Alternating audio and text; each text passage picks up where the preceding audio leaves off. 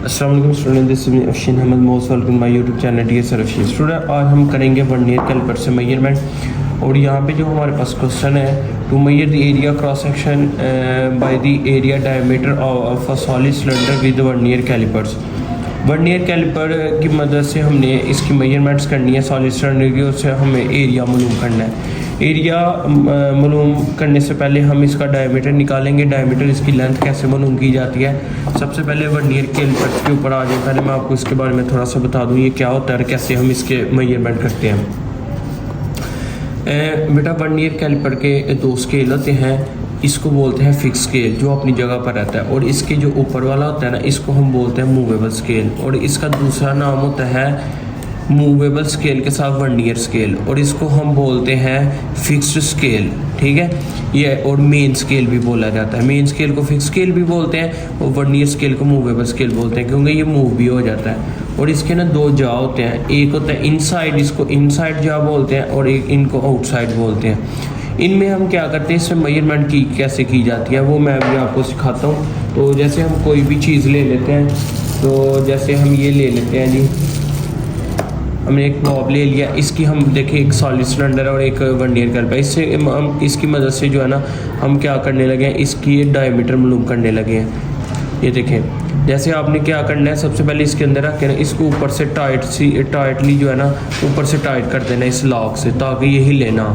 जब आप इससे ऊपर टाइट कर देंगे ना, इसको नीचे अंदर से निकाल भी लेंगे तो फिर आपको पता चल जाएगा। अब यहाँ पे देखें ना, हमें दो स्केल मिल जाता है। सबसे पहले आपने जो रीडिंग देखनी है ना बेटा, ये देखिए मेन स्केल के ऊपर जो रीडिंग है, मेन स्केल के ऊपर रीडिंग कौन सी देखनी है आपने, ये 0 से ऑनवर्ड आगे देखनी है। ठीक है, ये 0 से जो ऑनवर्ड होंगी ना वो हमने देखनी है। 0 से ऑनवर्ड हमारे पास क्या क्या चीज़ें आ रही हैं भाई, हम यहाँ से रीडिंग करना स्टार्ट करेंगे। 1 2 3 4 5 6 7 8 9 10 11 12 13 14। ये बेटा हमारे पास जो है ना मेन स्केल के ऊपर, इसके ऊपर जो रीडिंग आई है वो 14 है। तो हम यहाँ पे लिख लेते हैं जी, हमारे पास जो मेन स्केल की रीडिंग है, मेन स्केल रीडिंग बेटा वो हमारे पास मेन स्केल की रीडिंग है हमारे पास 14। और ये इसके बाद जो वर्नियर स्केल है उसके ऊपर हमने कैसे मालूम करना है। अच्छा तो बेटा अब हम क्या करेंगे, इसमें देखेंगे वर्नियर स्केल में और मेन स्केल में कौन सी लाइन बिल्कुल मिलती है। जो मिलती होगी ना उससे हम ऑनवर्ड हम देख लेंगे कि कौन सा है। अब ये यहाँ पे थोड़ा सा फ़र्क है, अगर इससे हम पीछे जाएं तो हमने एग्जैक्ट देखनी है जो बिल्कुल एग्जैक्ट मिलती होगी। तो उनमें हमारे पास जो लाइन आ रही है ना बेटा वो ये आ रही है। अगर हम देखें यहाँ पर, ये देखें, ये 0 से आपको नज़र आ रही होगी बिल्कुल सेम परफेक्ट आ रही है, इससे मिली हुई है। हमने इससे इधर वाली रीडिंग को काउंट कर लेना है वर्नियर स्केल से। 1 2 3 4 5 6 7 8 9 10 11 12 13 14 15 16 17 18 19, ये तकरीबन बेटा 19 आ जाती है। ठीक है, अब हमने क्या करना है, ये हमारे किसकी रीडिंग आई है, वर्नियर स्केल रीडिंग आई है, वर्नियर स्केल रीडिंग। ये बेटा हमारे पास 19 आई है। अब आपने क्या करना है, इसमें दोनों को जमा करना होता है। यहाँ पे जो टेबल बना हुआ है ना, आपने बनाना इसी तरीके से। ये देखिए मैं आपको यहाँ से बता देता हूँ, ये जो मेंस की रीडिंग है इसने पॉइंट में ली है, तो जैसे अगर हम इसको 10 पे डिवाइड करेंगे तो ये 1.4 भी ली जा सकती है। लेकिन जो वर्नियर्स के इसकी डिवीजन होगी ना, जैसे अभी हमने किया तो वो कितना है 19, उसको हमने वर्नियर स्केल को हमेशा जो है हमने उसके लीस्ट काउंट से मल्टीप्लाई करके निकालना करना है। तो पहले जो हमारे पास मेंस की रीडिंग है ना, मेंस की रीडिंग हमारे पास आया 40, तो हम यहाँ पे लिखें, दोनों को जमा करना है। मैंने वर्नियर्स के रीडिंग 90 को हमने उसके लीस्ट काउंट से ज़रूर मल्टीप्लाई करना है 0.01 से। तो जब हम इसको इसके साथ मल्टीप्लाई करते हैं तो 1 मिनट में ज़रा, तो बेटा इसको अगर हम कैलकुलेटर की मदद से 19 को और उसके 0.01 को मल्टीप्लाई करते हैं लीस्ट काउंट के साथ, तो हमारे पास क्या आ जाता है जी 0.19।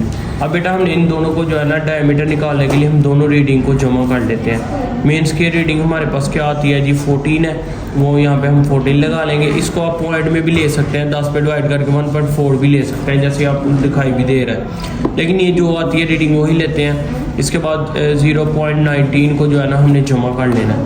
तो अगर हम इन दोनों को जमा करते हैं तो बेटा हमारे पास कितना आ जाएगा 14.19, ये इसका डायमीटर आ गया हमारे पास। तो डायमीटर से मुराद है हमारे पास डी आ गया। तो हमने निकालना है एरिया। एरिया निकालने के लिए बेटा हमें क्या चाहिए होता है, मैं पहले आपको यहाँ पे लिख दूँ। एरिया का फॉर्मूला होता है पाई आर स्क्वायर। किसी भी सॉलिड सिलेंडर या ना सर्कुलर चीज़ का एरिया निकालने के लिए जो है फॉर्मूला इस्तेमाल होता है वो होता है पाई आर स्क्वायर। इसमें पाई की वैल्यू तो हमारे पास है जी 3.14 हम पाई की जगह लगा देंगे। लेकिन जो रेडियस है वो आपने ये देखें, एक सर्कल होता है ना बेटा, उससे सेंटर से एक चीज़ का सर्कमफ्रेंस का फासला रेडियस होता है, इससे इधर भी रेडियस होता है। ये पूरा सेंटर से लाइन गुजर जिसको डायमीटर बोलते हैं। तो डायमीटर का फार्मूला होता है 2r। तो यहाँ पे अगर हम r की वैल्यू निकालेंगे तो मल्टीप्लाई इधर क्या हो जाएगा डिवाइड। तो रेडियस निकालने के लिए d/2 करना पड़ेगा। तो हम d की वैल्यू हमारे पास आई हुई है, उसको हम 2 पे डिवाइड कर लेते हैं। तो हमारे पास यहाँ पर इसको 2 पे डिवाइड करके आंसर क्या आता है हम लिख लेते हैं बेटा, वो आता है 7.095। तो ये बेटा हमारे पास रेडियस आ गया। अब यहाँ पे हम पुट करेंगे तो ये मिलीमीटर के अंदर ही है, क्योंकि हमारा हाँ ये भी मिलीमीटर के अंदर हमने पैमाइश ली है, ये भी मिलीमीटर के अंदर, तो ये भी मिलीमीटर के साथ आएगी। तो यहाँ पर भी मिलीमीटर है, तो यहाँ पे भी आप लिखना चाहें तो क्या लिखेंगे जी 7 पॉइंट, यहाँ पे वैल्यू आ जाएगी 7.095 और 7 मिलीमीटर लगा लेंगे। ऊपर स्क्वायर है तो स्क्वायर लगा लेंगे।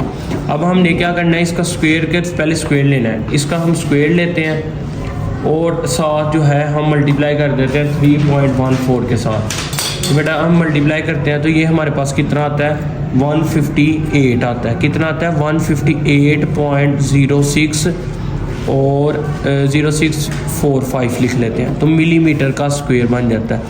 चूँकि आपका जो आंसर है ना वो मिलीमीटर के अंदर नहीं है, वो सेंटीमीटर के अंदर, आप देखेंगे उसे सेंटीमीटर के अंदर मालूम किया है। तो सेंटीमीटर के अंदर कैसे मालूम करते हैं ये मैं अभी आपको सिखाता हूँ। ये देखिए बेटा, पॉइंट के बाद 2 डिजिट भी लिख लेंगे ना, काफ़ी है, 06 तक लिख लें, ये भी काफ़ी है। अच्छा इस मिलीमीटर में ये पहले सीख लें, एक बेटा सेंटीमीटर के अंदर ना 10 मिलीमीटर होते हैं।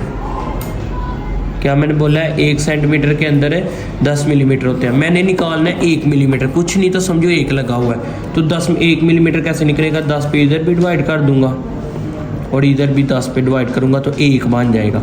अब 1 मिलीमीटर के अंदर ये 0 पॉइंट इसको करोगे तो 0.1 सेंटीमीटर होते हैं। तो आप वैसे ज़बानी भी याद रख सकते हैं और वैसे काट भी सकते हैं यहाँ से। अब यहाँ पे मैं लगाता हूँ जी 158.06 और मिलीमीटर की जगह मैं क्या लगा दूँगा 0.1 सेंटीमीटर।